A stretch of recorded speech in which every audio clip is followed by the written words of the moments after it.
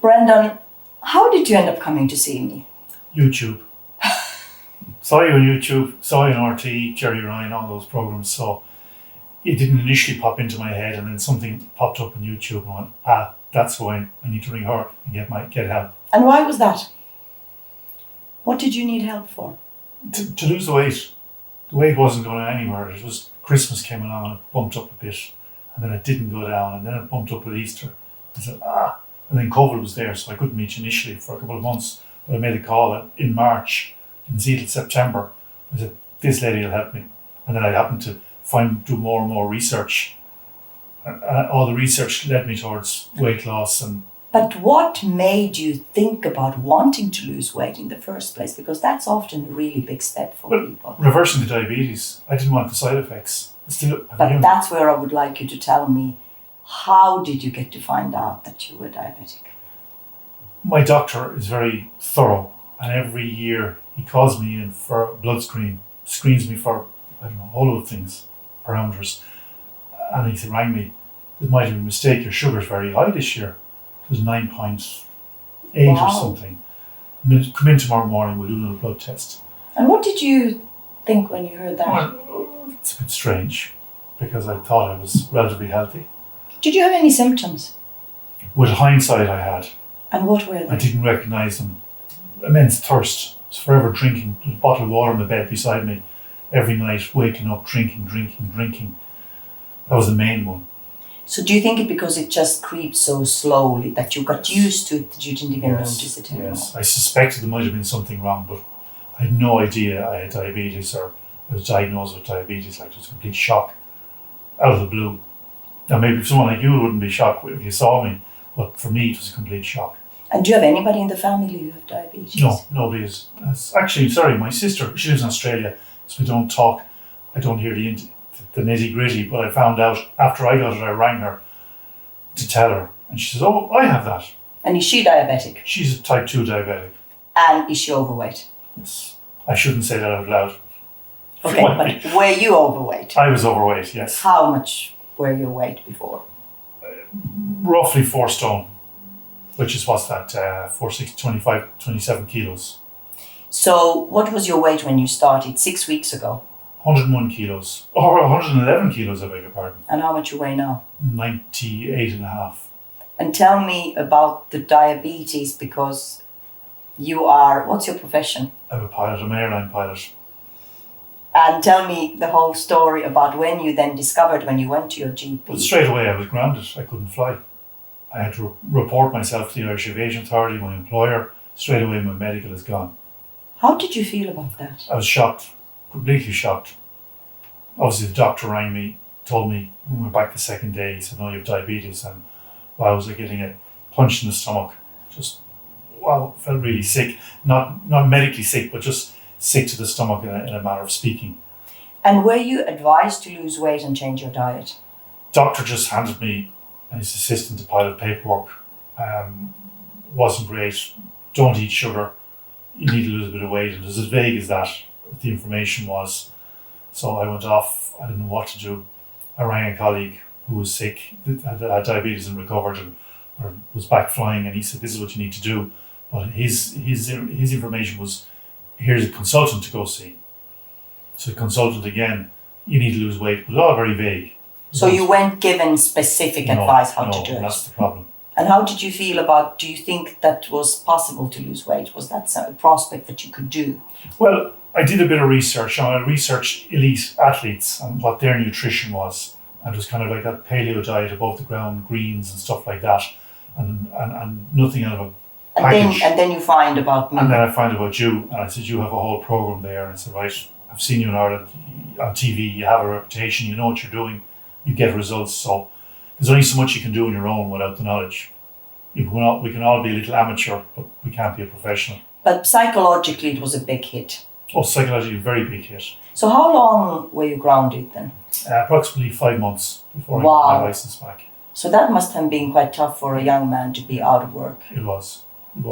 And tell me, then you went to see the consultant, and were you prescribed medication? He prescribed me metformin twice a day, morning and evening. and that obviously has effects that help me to a point. It brought me between my diet and that, my blood results came down to such a level that it was under control.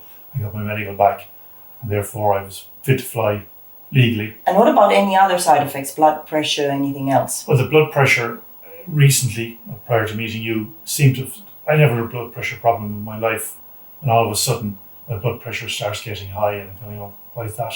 Nothing has changed except the diabetes and the medication pushed up my blood pressure.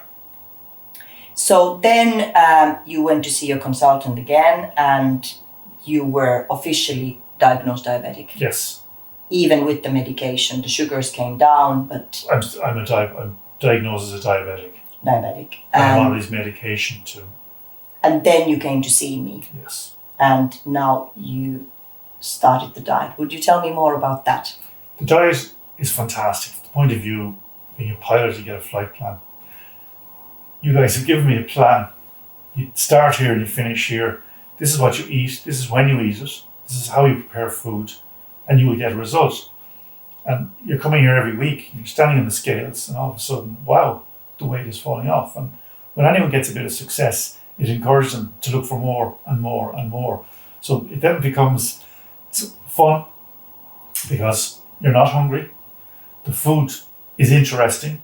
And then I have to learn to cook myself now. I said, oh yeah, I can cook. I can cook potatoes, I can cook a steak. Yeah, well, ratatouille, I can do all this stuff. This is new to me. First bit is chopping all the vegetables, but it's cooking it. My wife comes over, my mother is over in the house. Oh, this food is lovely. My wife comes down, she's working from home at the moment. What have you cooked today? Complete turnaround in that department. So you feel you have actually now got another profession. A new profession, yeah. I'm watching the cookery programs, and rather than, that's a nice place, but oh wow, I might try that now. Very good. This, so it's interesting. Tell me, people listening to this would most probably, many think, traveling and being out of the house, out of the kitchen could be very difficult when you're trying to lose weight. But you are a pilot, so how did you manage to do that? I work week on, week off, and I'm away for a week. But it's like anything, you plan. So you buy the right foods that you can bring with you. And then in the hotels, then you can be very choosy, the salads and the right food to eat. So do you feel that the education we gave you here helped you to manage the diet even? Today I was in Berlin. I hadn't eaten in a few hours. Came out of the simulator, went into Berlin airport. Said, no, I can't go there. Saw this like a spar shop in the terminal, went in there, and they had a whole vegetable, like a bowl, filled it up for €4.50, brought through security, sat down there, and I realised, wow, there's no chips in it, there's no meat in it, there's no this, there's no that, it's pure salad. Belly was full, I was happy. Brendan, where is your diabetes today? And this is 6 weeks after being on the diet. Well, my diabetes, my HbA1c is at the same level as it was when I started. But the difference is I'm not on medication. The medication was keeping it down. Now it's my own fitness that's keeping it down, and my behaviour and lifestyle choices. So there's no difference in that 6 weeks. And hopefully we look forward for the full 3 months that the numbers should be normal, but the weight is falling off. And I feel great. That's the other thing. I have much more energy or vitality, I feel, rather than before. And it's a whole lot of little things that you can't put your finger on. There's energy about me. How much have you lost?